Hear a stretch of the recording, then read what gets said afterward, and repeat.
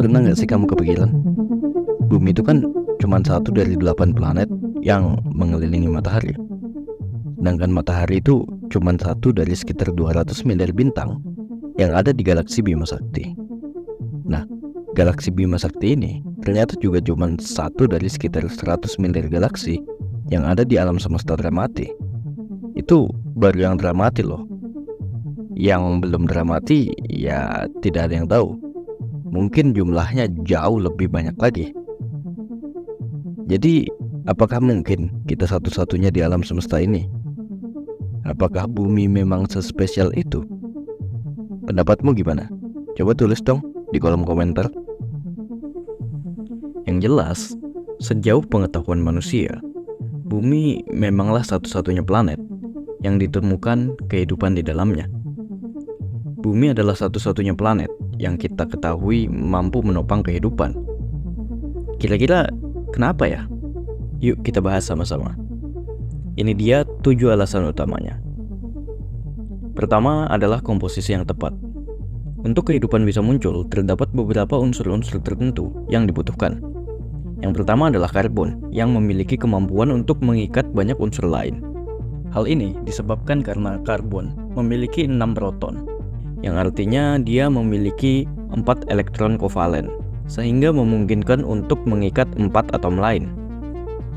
Nah, hal ini memungkinkan karbon untuk membuat ikatan yang panjang, yang disebut rantai karbon. Rantai karbon inilah yang menjadi pembentuk senyawa organik seperti karbohidrat, lipid, protein, asam nukleat, dan lain-lain. Senyawa organik inilah yang menjadi bahan dalam membentuk makhluk hidup. Selain karbon, terdapat 5 unsur lain yang penting dalam pembentukan makhluk hidup, yaitu hidrogen, nitrogen, oksigen, fosfor, dan sulfur. Unsur-unsur tersebut juga dibutuhkan dalam pembentukan senyawa organik tadi. Nah, selain membentuk senyawa organik, oksigen juga diperlukan untuk pernapasan. Dan kalau digabung dengan hidrogen, maka akan menghasilkan air. Seperti diketahui, manusia saja itu 60-70% dari massa tubuhnya adalah air. Jadi jelas, air sangat penting bagi kehidupan. Lalu alasan yang kedua adalah lokasi yang tepat di galaksi. Matahari terletak di lengan Orion bagian luar. Dan matahari itu berjarak sekitar 2600 tahun cahaya dari pusat galaksi Bima Sakti, di mana tidak terlalu banyak bintang di dekatnya. Karena semakin jauh dari pusat galaksi, maka semakin kecil kepadatan bintangnya. Sebagai gambaran, kalau di dekat kita terdapat banyak bintang lain, maka akan ada beberapa risiko yang mengancam. Misalnya, meledaknya bintang atau supernova, radiasi sinar gamma, hingga gravitasi dari bintang lain itu yang dapat mengacaukan sistem tata surya kita. Nah, letak matahari yang berada di bagian luar galaksi dengan kepadatan bintang yang rendah itu menghindarkan kita dari risiko-risiko semacam itu. Alasan yang ketiga itu ukuran matahari yang pas. Matahari itu merupakan bintang dengan ukuran yang terbilang rata-rata. Tidak terlalu besar juga tidak terlalu kecil. Nah, bintang yang terlalu besar itu biasanya cenderung lebih cepat kehabisan bahan bakar, sehingga memiliki umur yang lebih pendek. Dengan umur yang pendek itu, maka kehidupan belum punya cukup waktu untuk bisa berkembang. Kehidupan di bumi aja itu butuh waktu sekitar 1 miliar tahun sampai bakteri pertama muncul, dan sekitar 4 miliar tahun hingga hewan pertama muncul.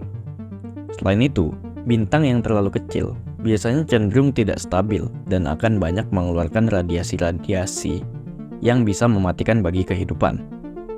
Lalu alasan yang keempat adalah lokasi yang tepat di tata surya. Bumi itu terletak di Goldilocks zone atau zona layak huni. Jarak matahari yang pas membuat bumi memiliki suhu yang tepat untuk memungkinkan air di bumi itu berada dalam fase cair. Apabila terlalu dekat dengan matahari, maka suhu permukaan akan terlalu panas sehingga membuat semua air itu menguap. Nah, kalau terlalu jauh, maka bumi tidak akan menerima energi yang cukup untuk mencairkan air tersebut, sehingga hanya akan menjadi es.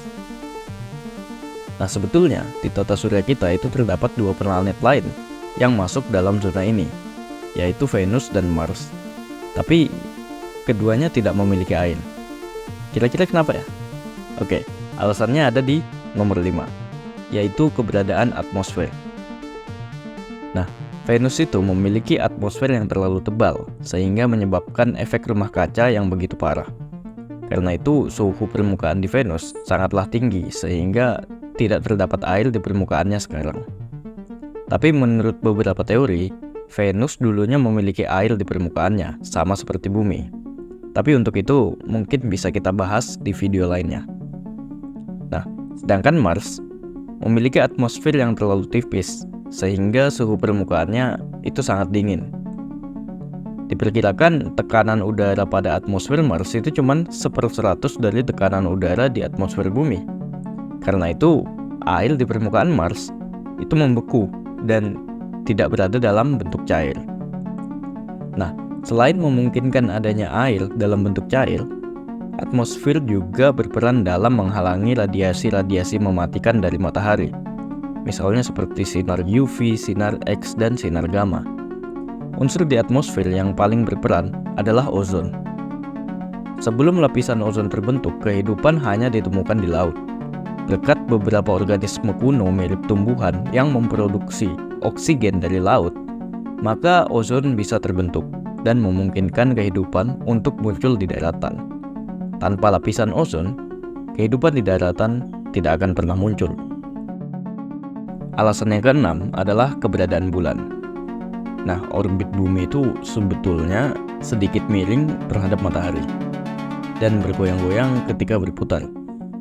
Goyangan ini dapat mengubah iklim dari panas menjadi dingin setiap 41.000 tahun sekali. Tapi untungnya, bulan memiliki ukuran yang cukup besar, sehingga memiliki gravitasi yang cukup untuk menstabilkan itu semua. Tanpa gravitasi bulan yang menstabilkan goyangan tersebut, kemungkinan goyangannya akan menjadi lebih besar, dan iklim di bumi akan jauh lebih labil lagi. Selain itu, cahaya yang dipantulkan bulan juga membantu memberikan sepercik cahaya bagi hewan-hewan yang hidup di malam hari. Bahkan pasang surut air laut yang disebabkan oleh bulan juga adalah hal yang memaksa kehidupan bawah laut untuk beradaptasi agar bisa hidup di daratan. Tanpa adanya pasang surut air laut yang disebabkan oleh bulan, mungkin tidak akan pernah ada makhluk darat hingga saat ini. Dan alasan yang ketujuh adalah keberadaan Jupiter. Dengan jarak yang cukup jauh dari bumi, Jupiter mungkin tidak terlihat begitu penting bagi kita yang tinggal di bumi. Walaupun begitu, ukurannya yang cukup besar membuat planet-planet seperti Jupiter dan Saturnus menggunakan gravitasi yang cukup besar untuk mempengaruhi kestabilan orbit semua planet di tata surya. Kestabilan orbit ini membantu bumi menjaga kestabilan iklim, yang bisa saja menjadi penyebab kepunahan jika tidak stabil. Jupiter juga dijuluki sebagai vakum cleaner tata surya karena menghindarkan planet-planet bagian dalam dari bahaya seperti komet dan asteroid. Jupiter sebagai planet terbesar di tata surya yang memiliki sekitar 70% dari massa seluruh planet di tata surya, menjadi incaran empuk bagi komet-komet dan asteroid yang datang mendekati tata surya kita, sehingga menghindarkan bumi dari mara bahaya. Bumi saat ini telah mengalami 5 kepunahan massal. Bayangkan kalau tidak ada Jupiter dan meteor lebih sering menghantam bumi. Kira-kira berapa kepunahan massal yang akan dialami bumi? Tentunya itu akan menghambat evolusi kehidupan. Oke, jadi itu dia alasan-alasan kenapa bumi mampu menopang kehidupan. Kalau menurut kalian ada alasan lainnya, silahkan tulis di kolom komentar. Ingatlah bahwa bumi merupakan satu-satunya planet yang kita ketahui mampu menopang kehidupan. Setidaknya hingga saat ini. Tidak ada planet lain yang seenak dan senyaman bumi. Maka dari itu, mari kita jaga bumi kita, jangan sampai menjadi tidak nyaman untuk ditinggali. Karena bagaimanapun juga, menjaga bumi tentunya jauh lebih mudah dibandingkan harus mengubah planet lain menjadi planet yang layak huni. Oke, cukup segitu dulu pembahasan di video kali ini. Kalau kamu suka dengan video-video semacam ini, jangan lupa untuk pantengin video-video lainnya dari kami. Terima kasih sudah menonton dan cintailah Bumi Atom.